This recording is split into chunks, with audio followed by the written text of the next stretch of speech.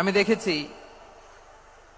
আমার গত সপ্তাহের যশোরের আলোচনার একটা লাইনকে কেন্দ্র করে আমাদের অনেক রাজনীতিবিদ বন্ধুরা অনেক ক্ষুব্ধ প্রতিক্রিয়া দেখাচ্ছেন। ওই কথাকে নিজেদের গায়ে টেনে নিজেদের গায়ে মেখে ওনারা ক্ষুব্ধ হয়েছেন। প্রিয় ভাইয়েরা, আমি বলেছিলাম যে একদল খেয়ে গিয়েছে আর একদল খাওয়ার জন্য রেডি হয়ে আছে। তো এখানে কি আমি কোন দলের নাম বলেছি? বাংলাদেশে 48টা প্রায় নিবন্ধিত রাজনৈতিক দল, কোন দলের নাম আমি বলিনি। কথাটাকে আমি জেনারেল রেখেছি।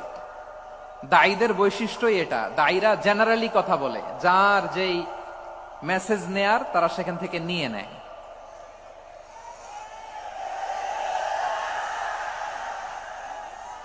তো কোন দল এটা নিয়ে কোনো কথা বলল না। আপনারা এটাকে নিজের গায়ে যে মাখালেন, এটা ঠিক হয়নি।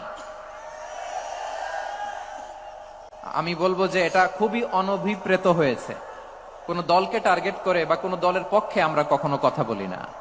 আমরা কোরআনের পক্ষে কথা বলি, ইসলামের পক্ষে কথা বলি, ঠিক কিনা বলেন? সো একটা জেনারেল কথাকে যদি আমার রাজনীতি